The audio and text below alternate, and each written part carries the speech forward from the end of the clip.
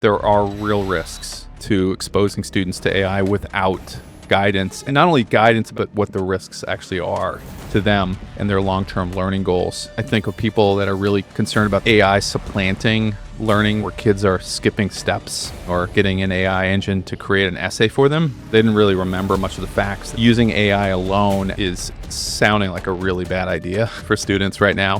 But on the other hand, I see people who are using it in really creative ways. I also think there's a lot of great applications potentially for using it to help cut down on the data burden. Teachers or administrators who just don't have the time or capacity to go through the hundreds of student examples. And now I think there are tools to allow that to happen more easily. AI can be dangerous if it's used incorrectly. It can be a great coworker. It's never to really replace anybody. Like, we're not trying to stop people from learning, but if it's applied incorrectly, it can happen. There's a whole science around how to do that in better and more effective ways. If we're doing those things well, then adults should feel supported and feel confident and clear on what they're doing.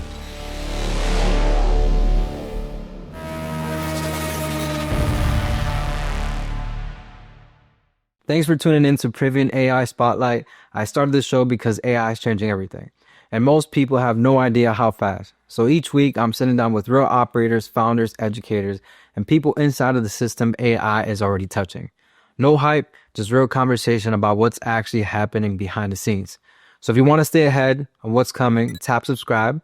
Now let's get into today's conversation. All right, welcome everyone to our first episode of Privion AI Spotlight. Today, I'm sitting with Dr. Eoin Bastable, who does incredible work in implementation science. He's also got his PhD in the University of Oregon, so he's done amazing work over there.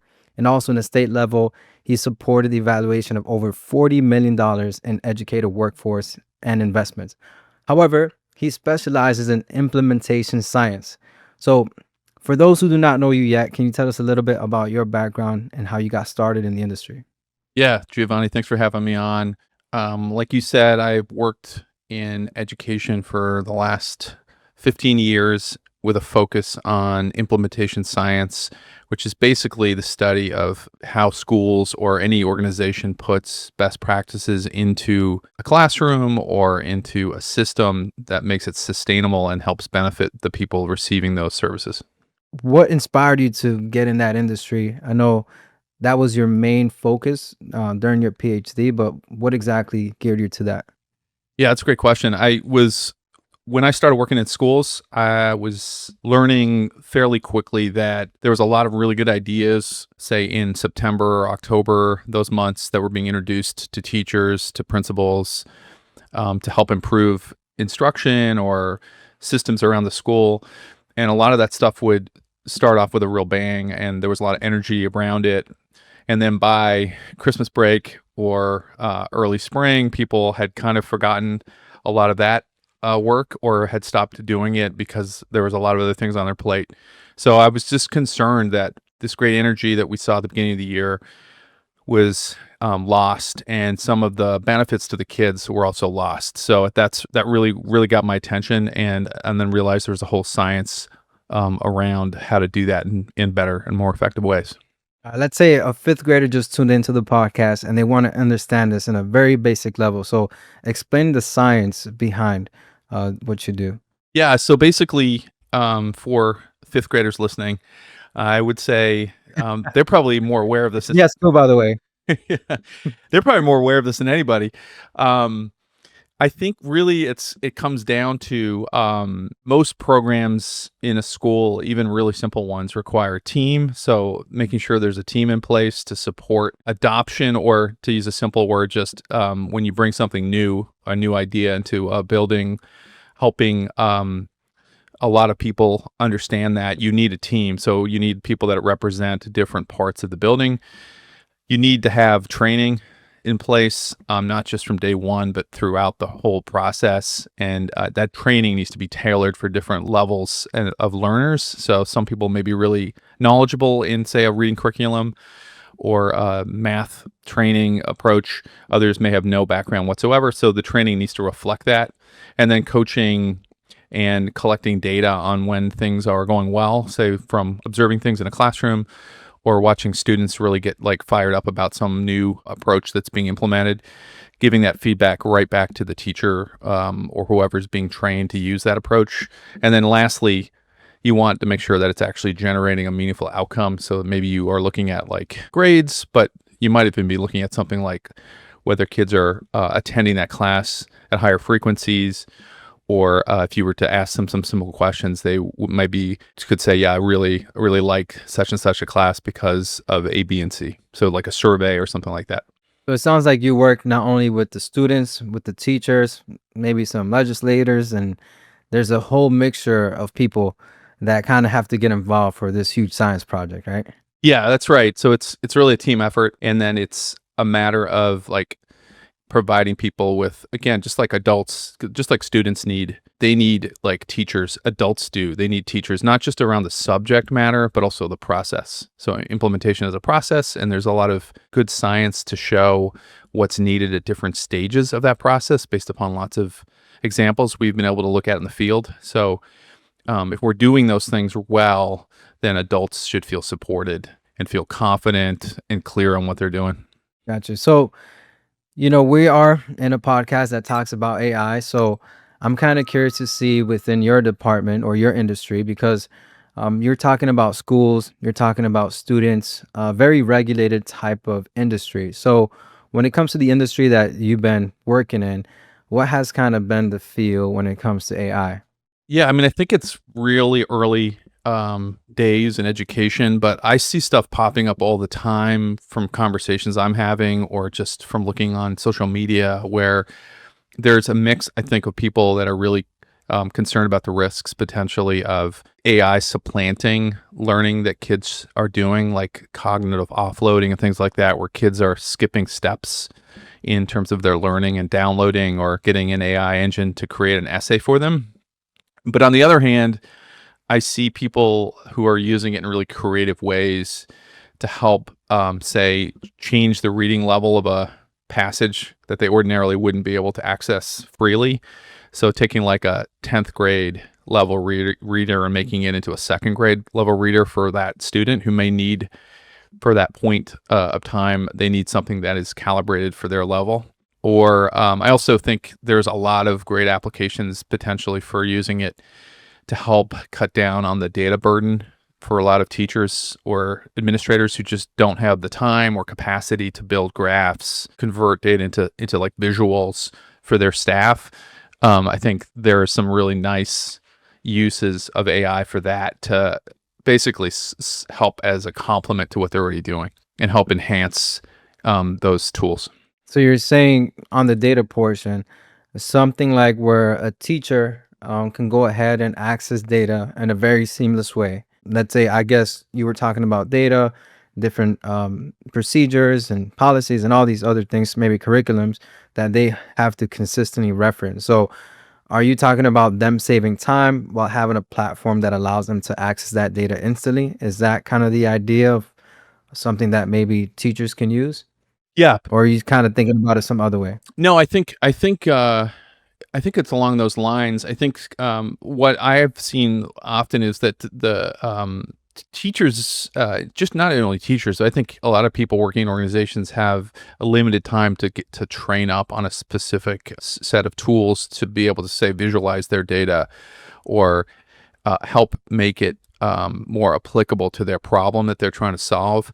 So if you imagine like someone has a stack of even just like student discipline referrals or grades for hundreds of students that they're working with, teachers Yeah. in the past, I think, or even today, are still spending hours going through of all of that. So if you can use AI as a tool to help you parse out some of the themes, some of the patterns in that type of data, I think it could begin to help as kind of a complement to teachers or to administrators to guide decision making around, something like implementing a curriculum. Like I was saying earlier, is it really working? And we don't have the time, though, to go through the hundreds of student examples. And now I think there are tools to allow that to happen more easily. Sounds good. Actually pretty interesting. So, kind of just making you think a little bit. I know you kind of touched upon it already, but if you were to have let's say a canvas of whatever idea, like let's say using AI, and pretty much in your industry, what is a unique idea that you think, you know, pretty much don't put any boundaries to this moment right now. But if you can kind of have a perfect world where AI can fix a solution that is either time consuming or can improve a system that you're currently facing, what would it be? So something out the blue. Well, I mean, out of the blue, I mean, I think if you were to pick something real simple, I think that a lot of teachers struggle with. One would be locker combinations. This is totally off the cuff here, and I have no idea how this works.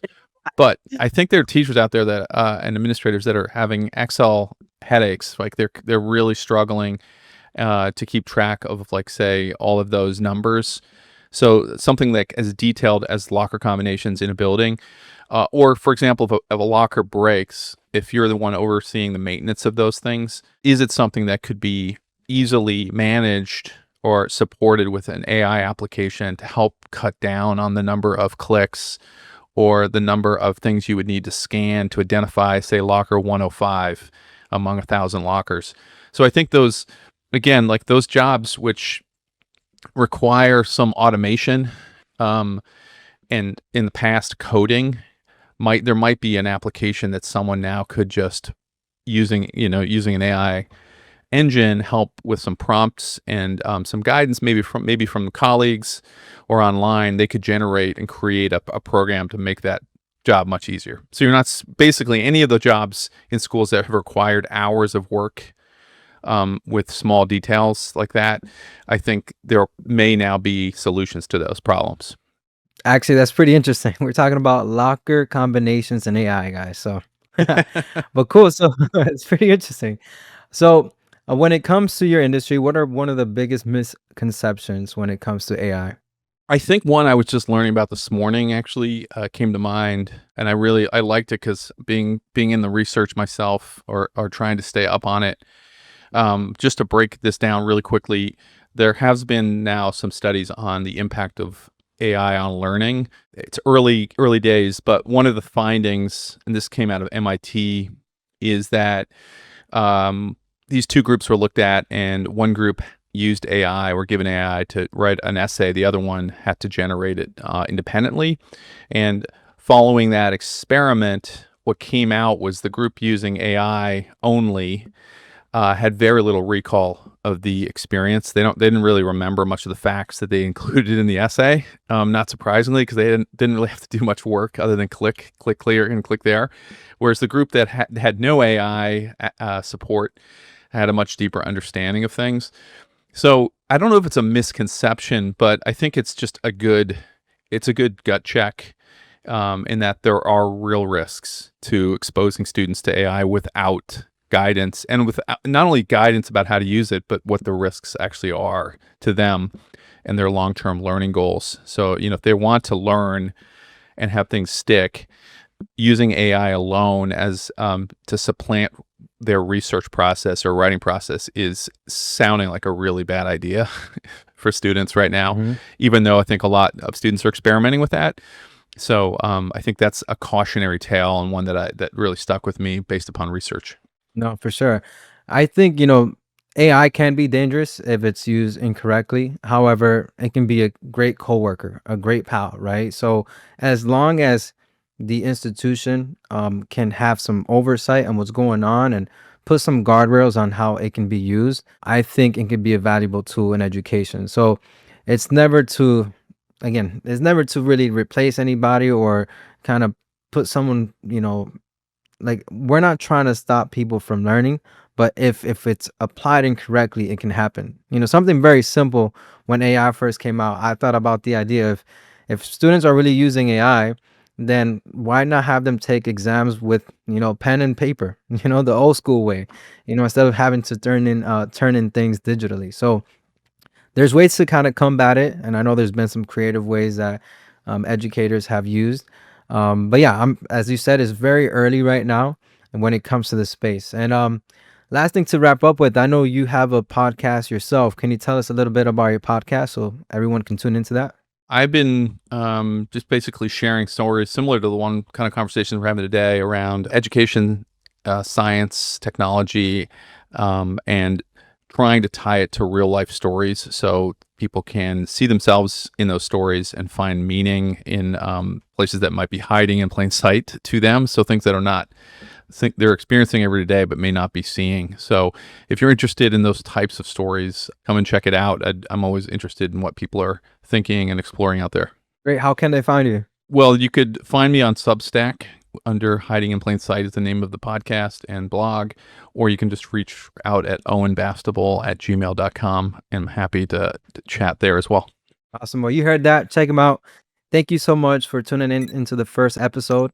Please stay tuned as we feature more people, learn about different industries and how AI is impacting the world around us. Thank you so much. Thank See you. you in the next one. Thank you, Jivan. Thanks for watching today's episode. If you're interested in how AI can be used in your business or at work, I'd love to help you understand what that really looks like.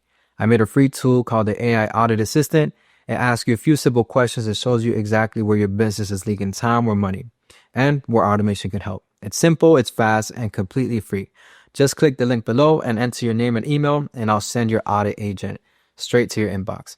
And if you got value from this conversation, subscribing really helps this channel grow. So thanks again, and I'll see you in the next episode.